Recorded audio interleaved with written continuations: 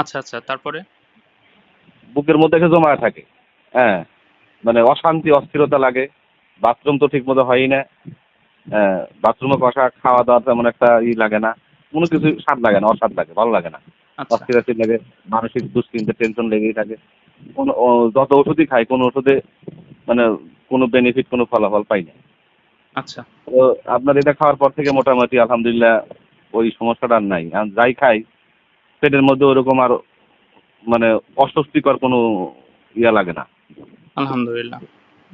বুঝছেন? এখন এই আর কি। আর গ্যাসের ইয়েটাও অনেক ভালো বেশি ছিল।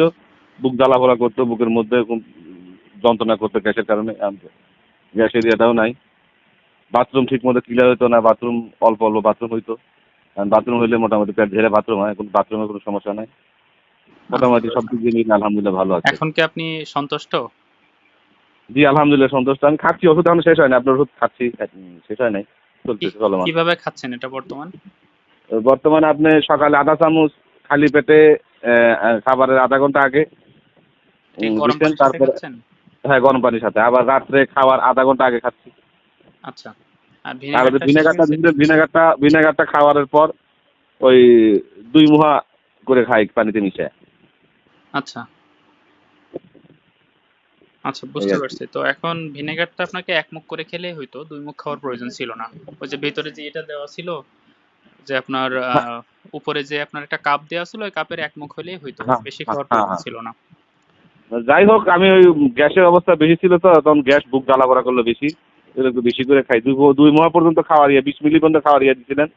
ওই জন্য ২০ মিলি করে খাই আরকি। খায় তারপর আস্তে, আস্তে কমাই দিই। জি, আসলে দেখেন, মোটামুটি আপনাদের এই সফলতার জার্নি এটা আমাদের কাজ করার উপরে, আমাদের কাজের প্রতি আরো আগ্রহশীল করে তোলে। তো সেইজন্য আরকি আপনাদের কাছে ফোন করে জিজ্ঞাসা করা হয়।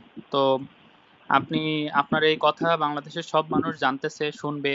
তো এতে হচ্ছে অনেক মানুষ ডিসিশন নিবে যে তাদেরও উপকার হওয়া দরকার। দেখেন, আপনি তো অনেক জি, টাকা খরচ করেছেন আপনার সমস্যার জন্য, ওষুধ খেয়েছেন। কোনো সমাধান পাননি। আল্লাহ চাহে তো আমাদের এটার মাধ্যমে আল্লাহ আপনার সমাধান করছে। আপনি কি জি। চান না এই সমাধান অন্যদের দরকার? হ্যাঁ, অবশ্যই, অবশ্যই, অবশ্যই। ঠিক আছে? সবাই যেন এই প্রোডাক্টটা কেনে এবং খায় তো ইনশাআল্লাহ এইজন্যে তারাও উপকৃত হবে আমরা ইনশাআল্লাহ। আল হাফেজের পক্ষ থেকে আপনাকে সবসময় দোয়া করব আল্লাহ যেন আপনাকে সমাধান করে। আমাদের হাতে কিছুই নেই। সবকিছু করার মালিক আল্লাহ। আমরা সর্বোচ্চ চেষ্টা করে যাচ্ছি আপনাদের জন্যে। জি, জি, জি। আমাদের এই জিনিসটা এত কার্যকরী, আমরা জানি যে একটা লিভার ফুলে মোটা হয়ে পেট উঁচু হয়ে গেছে এমন মানুষও যদি খায়, তার বাংলাদেশের সব চিকিৎসা শেষ করে জি, যদি তাকে খাওয়ানো যায়, আল্লাহর রহমতে সে সুস্থ হয়ে যাবে। জি, জি। ঠিক আছে? না আমরা বর্তমানে আমার যে গ্যাসের সমস্যা যে অবস্থা বুঝছেন? জি, আমি এলোপ্যাথি যে গ্যাসের ট্যাবলেট গুলো আছে, গ্যাসের যে বড়ি টড়ি গুলো আছে, এগুলা খাইলে আমার ন্যূনতম কোনো কাজই করে না, কোনো কাজই করে না। আমি যদি খাই তাৎক্ষণিক যদি আরাম পাওয়ার কথা, তাৎক্ষণিক আরামও পাই না। এরকম সময় গেছে আমার বুঝছেন? আচ্ছা, আচ্ছা, এত ভয়াবহ অবস্থা ছিল। গ্যাসের ওষুধ কোনোভাবেই কাজ করে না। যত পাওয়ারের খাই, ২০ খাই, ৪০ খাই, যা খাই কোনো কাজই করে না। আচ্ছা, আচ্ছা। এমন অবস্থা ছিল। বুঝছেন? তো মোটামুটি আলহামদুলিল্লাহ আমি আর আপনি গ্যাসের কি বড়ি টড়ি খাই আমাদের না কিছু। আমাদের যে আপনাকে একটা ডায়েট চার্ট দেওয়া হয়েছিল, ওটা কি পড়ছিলেন?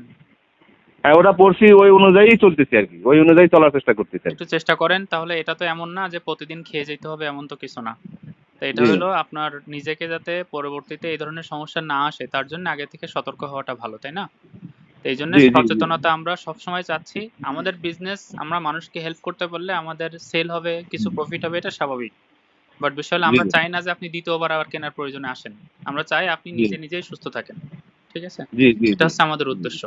ইনশাআল্লাহ জি, আমরা জি। যখন ঢাকাতে আসবো আপনার সাথে দেখা করব।